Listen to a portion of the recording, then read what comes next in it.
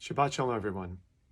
As I prepare to give this Dvar Torah, it's Thursday afternoon, the snow is falling, and I'm alone here in the synagogue.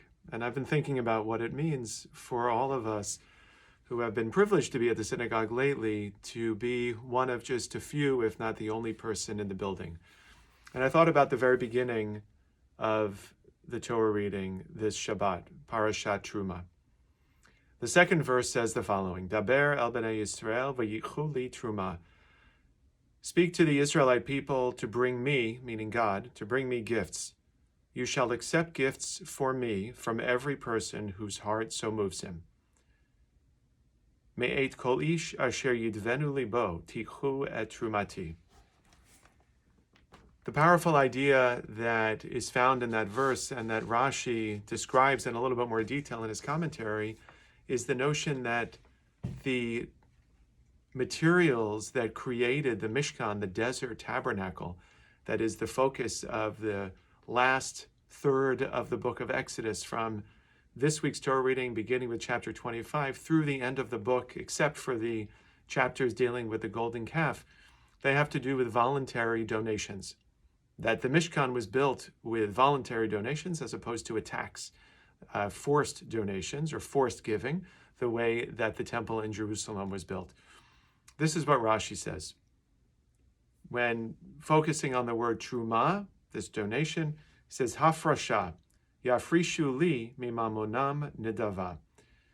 People set something apart. They set something apart from their own possessions as a voluntary act. So I've been thinking about what that means to us, to donate something from our heart to the community for the greater good. And I've been thinking about what it means during COVID. This week I read a wonderful Dvar Torah written by Rabbi Yossi Levine from the Jewish Center on the Upper West Side of Manhattan that he published in the Jewish Week. And he asked this question connected to Parashat Terumah as well. So I want to share a few of his thoughts and a few of my thoughts. It's been interesting and difficult this past year, really, being in our building, being in our synagogue building, our synagogue home, when so many of us can't be here. When we gather for the live stream service on Shabbat, there are probably about a dozen people in the room. And during the week, there are very few of us who work in the synagogue who are here. We gather on Zoom. We gather outside in different groups in different places. But inside this building, it's been very, very small groups. And there was a time, of course, last spring when we never gathered, when we were not together, in person at least, because it was just considered too dangerous. There weren't protocols for how to be together for a few months. Parashat Terumah describes the building of the desert tabernacle, the Mishkan. And it brings to mind the question of what lessons can we learn from the building of that tabernacle as we think about what it will mean for us to come back together and what it will mean for us to make a decision. Do I stay at home on Shabbat morning? Do I go to shul? Do I stay connected to the shul or do I not? Here are three lessons we can learn from Parashat Terumah. We can learn to help us understand where we are in reference to COVID and where we are in reference to the community. Number one, chapter 25, verse 8 teaches us the following. Vasuli mikdash v'shachanti betocham. Tell them to make me a sanctuary so that I may dwell betocham, among them. That verse could have said, have them make me a sanctuary so that I may dwell in it, meaning in the sanctuary, in the Mishkan, in the desert tabernacle. But it says betocham, among them, to emphasize for all of us, for all ages, that although we have beautiful structures, although we built a tabernacle and we later built a first temple and then a second temple, and we have synagogues all over the world, God really rests among and in the community, not in any specific building. When I'm here alone, as I am now, it's a beautiful building and it's a wonderful building, but the feeling of community just isn't here without you. The feeling of community is just not the same unless you are here with me. That's number one. Number two, synagogues remind us that we are not in this world just to satisfy our own needs.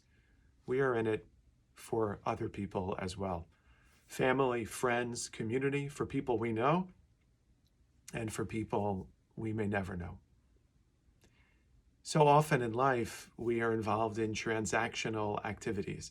I'll do something for you if you do something for me. And many of us have relationships to organizations or structures that work that way. A synagogue should not be that way. We shouldn't only join a synagogue because of what we can get from the synagogue, although of course we hope you get many, many things from us, from the community. We hope you also join a synagogue because of what you can contribute to the synagogue.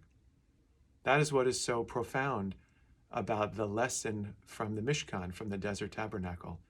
Not only was it built with voluntary donations, but the voluntary donations became so plentiful that Moses had to tell the people to stop giving.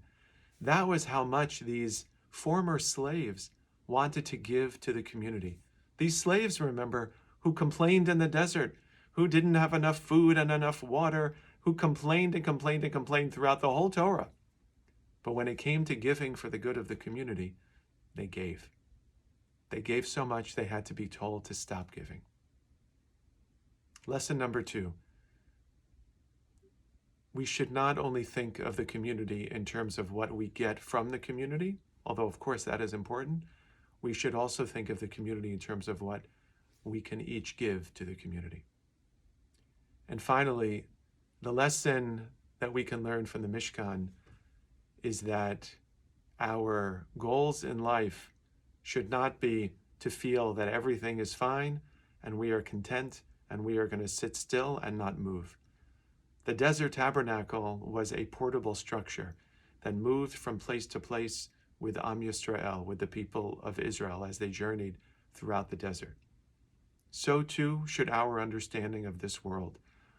This world moves from place to place, from time to time, hopefully moving in the direction of a better world, a more peaceful world, a more just world, a more moral world. So too should our synagogue always be on the march, always be moving from one place to another, one notion, one idea to another, holding on to who we were back then, but always looking forward to what we can be. And I hope for our community and for each one of you, for each one of us, we think of our lives that way as well. Always holding on with one foot in the past, but with one foot firmly planted, looking forward, so that we can remember not only where we have been, but where we hope to be as well. Shabbat Shalom.